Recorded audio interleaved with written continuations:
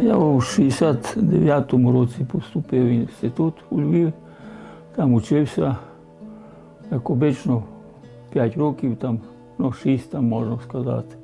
А потім зразу після закінчення давали мені направлення спочатку йти в аспірантуру в Москву, я відмовився і приїхав додому.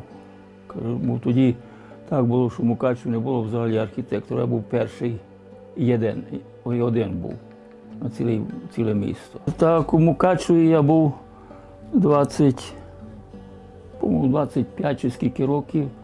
Ну, і не головним архітектором, робив в органах архітектора, головним архітектором, що добре пам'ятаю, по-моєму, десь 20, напевно. А потім ще був обласний архітектор, працював главним художником один час.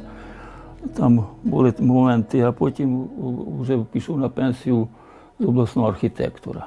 Хотів реконструкцію міста робити, центрального, я було спорчено, все з такими тими хрущовськими вітринами, що були там, нічого не було в вітринах, тільки дохлі мухи. І на місто не мало таке лице нормальне, дійсно, як воно колись було, з такими маленькими магазинчиками. Я взяв і обрізав тут всі вітрини.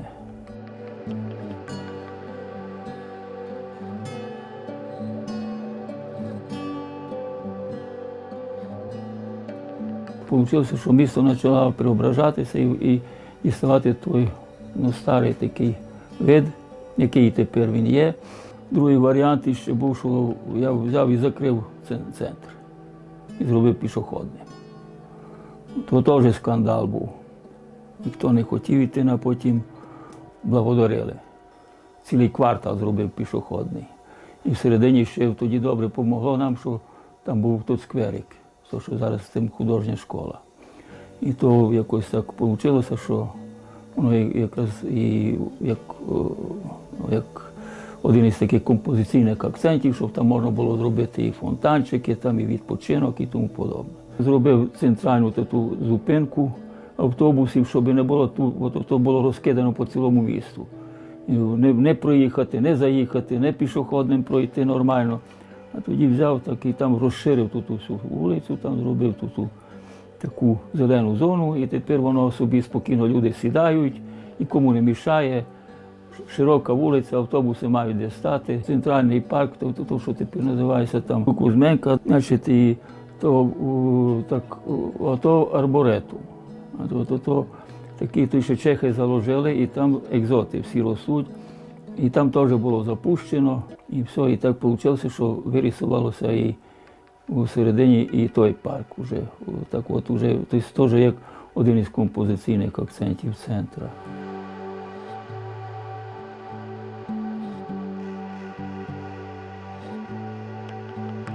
У нас було не дозволено індивідуальне житлове будівництво в той час, в Мукачеві і в Ужгороді.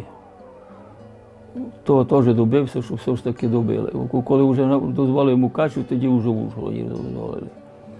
І так добився, що вже почали робити квартали індивідуального будівництва, і в Росвигові там виросло ціле місто маленьке.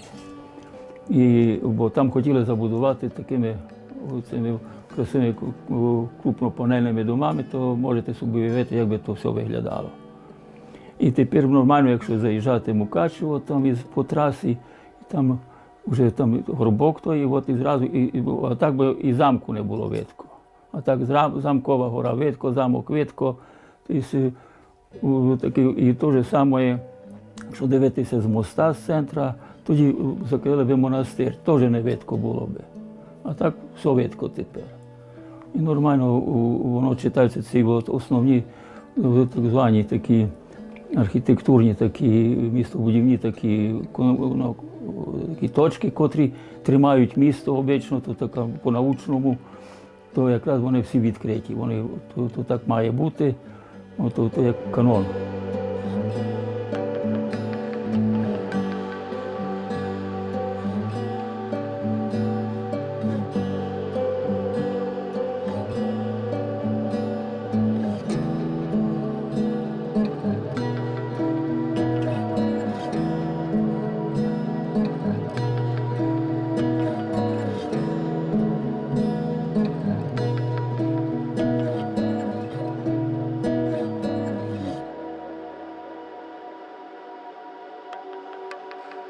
Я в основному люблю графіку робити, але мені все рівно, в якій техніці робити, бо і тим володію, і тим володію. Я і сюжетні роботи, я і просто пейзажі.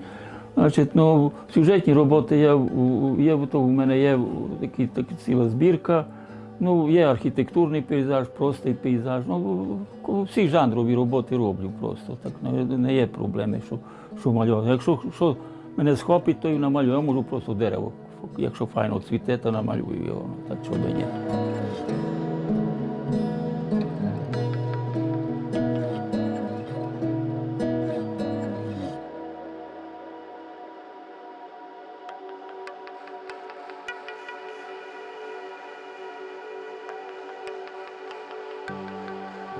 Ну, виставку зараз готую ще, то має бути таке, що у спілці художників, у залі спілки художників в Ужгороді буде, потім буде у Берегові, буде у Мадярському консульстві, ну і потім у Качеві.